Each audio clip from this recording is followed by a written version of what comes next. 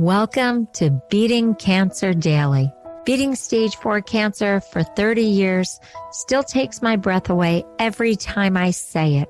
I'm Saranne, founder of the Comedy Cures Foundation, and I hope you'll join me for just a few minutes daily for the next 365 days so we may laugh, learn, maybe cry a little as we live our best days beating cancer daily together. I remember when I had really aggressive cancer, somebody said to me, would you prefer to be happy, smart, or rich? Now, you have to remember they told me to get my affairs in order and that I wasn't going to live more than 5 years, so be prepared. There was nothing more they can do. So that's a very different question than if you think you have decades of life in front of you. What would you pick? Happy, smart, or rich? Whether you're diagnosed with cancer, you're on treatment, you've just survived it, what's your perspective? And do you think it would change wherever you are in this cancer process? And then they said to me, what about your child? Would you rather have a child that's happy, smart, or rich? Because I did have a child. I was a single mom with full custody. What did I want for my child? Because they actually told me to start thinking about my legacy with my daughter and how she was going to be raised and who was going to raise her.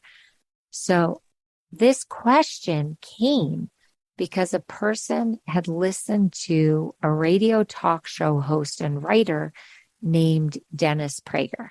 Now, I didn't hear the show, but they had heard this show and they had asked me what I thought I would want to be and what I wanted for my daughter.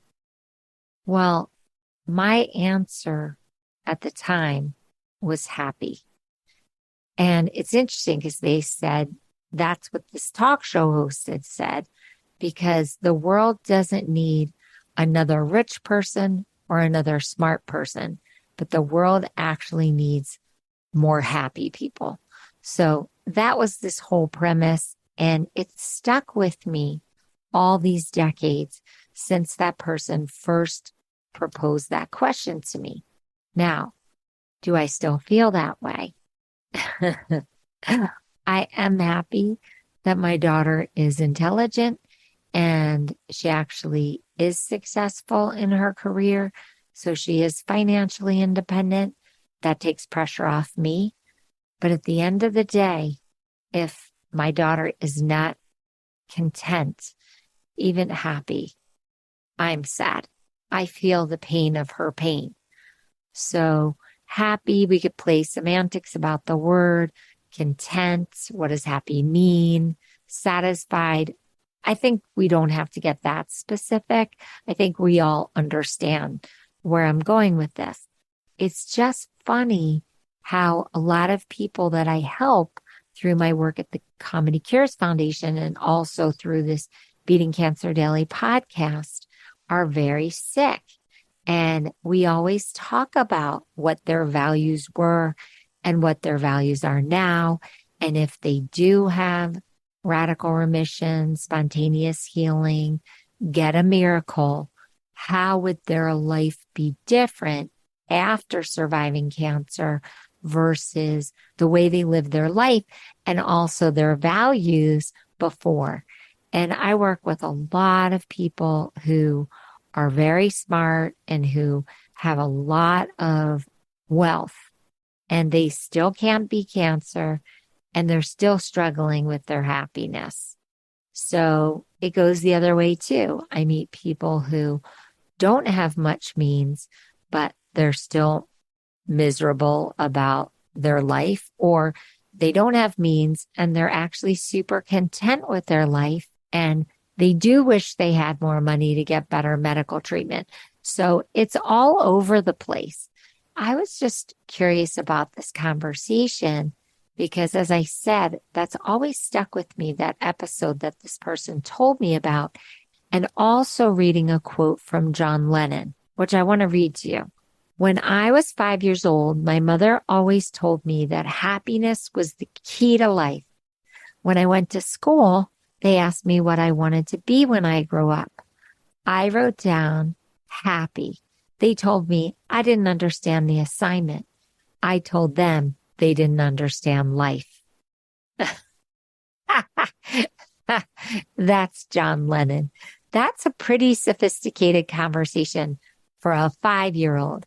The reason why I believe it is because my daughter was born with all her organs reversed, and her heart is on the right, not the left. Her appendix is on the left, not the right. And I taught her at a very young age where her heart was, so that if she ever got into medical trouble and they couldn't find her heart on the left, she was able to just point them to her heart on the right. And so she was very sophisticated about what her difference was with her organs. When she entered school and they were doing the Pledge of Allegiance, she put her left hand over her right placed heart. And the teacher moved her hand and corrected her and said, "Honey, your heart's on the left." And she said, "No, my heart is on the right. I have situs inversus. All my organs are reversed." And the teacher didn't believe her and took her to the principal's office. Now, it was in her medical chart there, so obviously the teacher just hadn't picked up on that.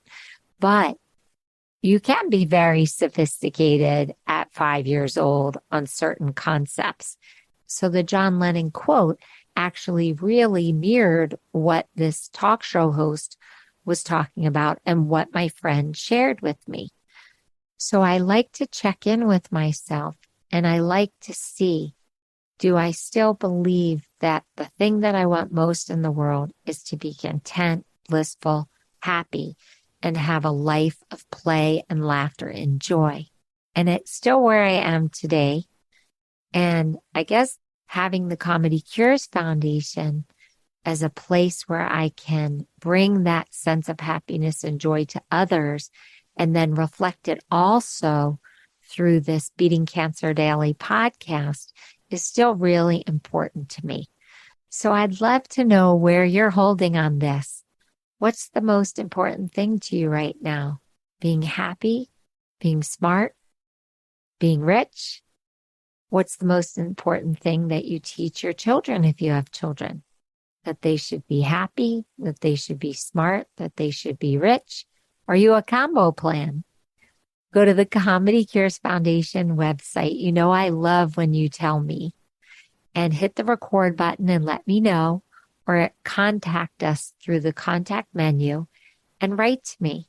So I hope that you find joy in these recordings. I hope you have a blessed day, whichever one you choose is your goal today. And I'll see you tomorrow. I hope you guys know this, but Beating Cancer Daily is a listener and donor-supported podcast and community. So if you have some extra change, I'd love you to go to comedycures.org and make a donation today of whatever level is comfortable for you.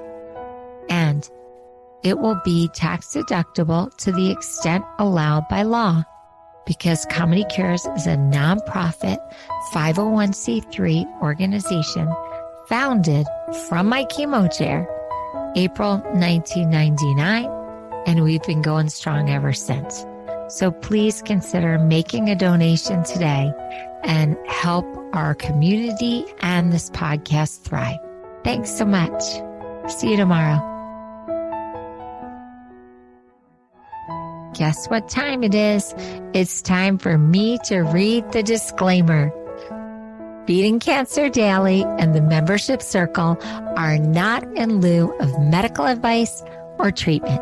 They are for entertainment purposes only. Please consult your healthcare team to review your best strategy. Thanks for listening.